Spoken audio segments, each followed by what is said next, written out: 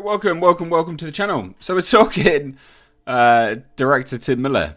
He has now blamed the get woke and go broke sentiment for Terminator Dark Fate's box office bomb. This is interesting for a few reasons. Because he basically goes on to talk about Sonic the Hedgehog as well. And for those that don't know, Tim Miller, obviously director and producer of Terminator Dark Fate, he's also one of the main producers of Sonic. I think he's the executive producer of Sonic. And both of these were, I think, Paramount, if I remember rightly, Paramount films. And obviously one listened and the other didn't. And one didn't attack the fans and one did. And, you know, the end result was there. But Tim Miller, his comments are very interesting for a few reasons. And I think it's mainly because he still doesn't seem to get it, basically. He's still in denial. But let's get into it, right? So Terminator Dark Fate director Tim Miller has blamed the get woke and go broke sentiment for the film bombing at the box office. And you might think to yourself, yeah, hooray! The boy, he's got it. By Jove, he's got it, right? You'd think so, but no. During a recent episode of The Business with Kim Masters, which is a podcast, the host shared Miller's analysis on the box office failure of Terminator Dark Fate, as well as the audience reaction to the film. Now, not only does Miller share his analysis of the film, but he and Masters go back and forth about Miller's reaction to fans compared to Sonic the Hedgehog director Jeff Fowler. Now, this took place before the release of Sonic the Hedgehog. Now, that's really important, okay? Now, Masters' discussion with Miller began around the 9:40 mark. And the clip begins with Miller saying, and this is, again, I quote, "There was a lot of get woke and go broke sentiment that didn't help us." And then you'd go, oh, he's got it. But, fuck's sake, there was a but, isn't there? There was a lot of issues about having 3 women in lead positions and all that stuff. No, you're talking, again, you still haven't got it, Tim Miller, mate. This is a property where women have been at the forefront. No one cares, okay? It wasn't the fact that there was 3 women.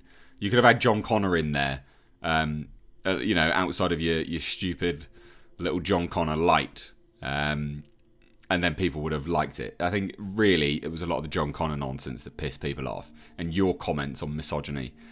There is quite a toxic atmosphere around this film online, which I was really surprised at. I shouldn't be, but I was. What is toxic? What is toxic atmosphere when it's at home? Hey, because as far as I see, it was criticism, and if you can't handle criticism, Tim Miller, get out of Hollywood, bro.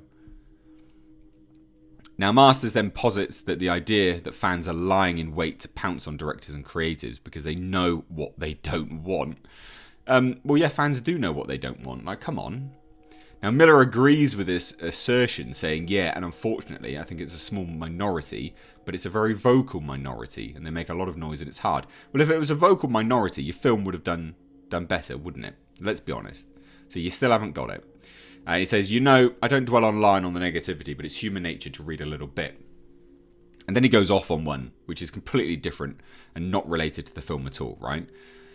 So this is it's a really bad argument, basically. So he says, here's one. I did a Vanity Fair interview where it was a breakdown of a scene, and I'm in a dark blue shirt, and I'm in a room, in a hotel, with lots of light, and it's hot, blah, blah, blah. Basically, he's sweating. And there's comments on that video where he says, look at this effing guy, he's sweating because he destroyed the franchise. Look at this guy, he's effing sweating because he knows his career is over and he's tanked the franchise. That's what he is claiming the toxicity is, and that's the he's boiling the criticism of Terminator Dark Fate down to that, which is not the case, right? A lot of people were just like, what are you doing with this film? You know, you're rehashing literally shot for shot scenes from other films. You're taking ideas from other films and you're doing it in a substandard way. You know, it's bad. Now, he says, I'm not nervous, or, you know, there's nothing. Anyway, it's both sides, and funny to see the stories that people put out there versus what, but now the F that is really going on. So, continues. Now, Miller does add that he believes there is value to finding out what people are thinking. Yeah, coming from the person that claimed everyone was misogynistic. He says, I do feel that there is some value to this perspective. You know, there's some insight to what people are thinking. You can't. Now, Miller also admits that he knows some of the things he did with Terminator Dark Fate would be controversial. We did some stuff that I knew would be controversial, which, yeah, again, not really a surprise, is it, buddy? But also, don't go attacking people straight away. You know, you attacked people literally immediately before the film even came out. It's a recipe for disaster when you do that, because it gets people on edge. Now, the conversation then turned towards Sonic the Hedgehog, which Miller was a producer on the film, and he details that he helped Jeff Fowler with the crew, noting that, like Deadpool, they filmed in Vancouver, so he had a lot of the Deadpool crew join the Sonic team. It was a tactical error on the design of Sonic for sure, but Jeff took ownership of it right away, and he said, look, we hear you and we're going to fix it. The new design and the new trailer came out, and generally speaking, everybody liked it. So, I mean, where's the difference then, buddy? Where's the difference, eh? Miller then notes he believes the new trailer and the new design would overcome the first design. We know this to be the case because obviously Sonic is, literally a #1 movie. And it's taken 111 million domestically and 207 million worldwide. It's insane. And it will do more this weekend as well. He then credits Fowler for listening to the fans. I think rightly so he gets credit for listening. Fans like to be heard. If you're going to scream, the best thing can happen is someone listens to you. So why didn't he do that with Terminator?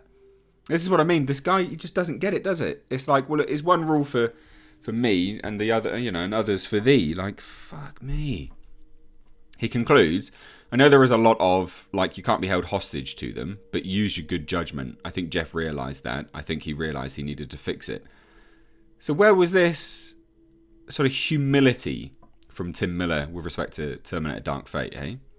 Now, what Tim Miller leaves out of this conversation is that he took issue with fan reaction following the release of a poster for the film. In fact, he describes fans who took issue with the poster as closet misogynists. And this is what he said with respect to Terminator Dark Fate. If you're at all enlightened, she'll play like gangbusters. If you're a closet misogynist, she'll scare the F out of you because she's tough and strong but very feminine. And this was what he was saying with respect to Terminator Dark Fate. The toxicity came from him. While Miller indicates in this recent interview with Kim Masters that there is some value to listening to fans, he also doubled down on his criticism of the fans, calling them toxic. Interestingly enough, he also describes these people as a small minority. However, given that the film, this is what I said at the start, given that the film bombed at the box office, one has to question the validity of that statement. In the grand scheme of things, they might be a small minority, but it looks like they might have made up a significant portion of people who might have gone and seen the film. Exactly. Basically, you went on the attack to the fan base that was going to pay for your film. And lo and behold, it bombed as a result. And like I say, it's so strange to see his comments, right? And his comments are like, there's a lot of issues, 3 women in the lead, it's quite a toxic atmosphere, blah, blah, blah.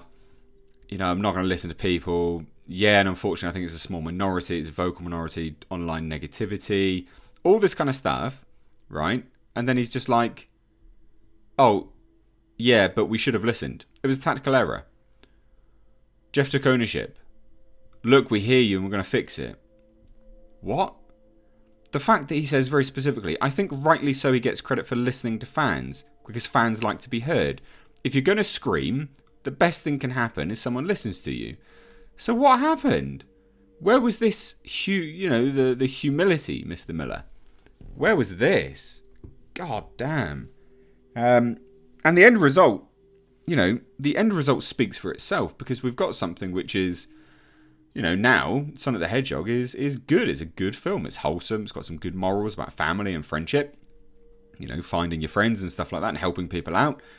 And that it wouldn't have worked with that horrendous design. But where was these kind of comments? So like I say, you listen to this, I'll get work, go broke, and you go, yeah, he's got it. No, he's not. He's completely not got it at all. He doesn't know what he's talking about. He's a total idiot. And I don't know what else he's working on, but I don't think he's going to be doing anything particularly good in future. I don't think he's going to be getting many offers now. This is a man that very clearly does not play ball with a lot of people.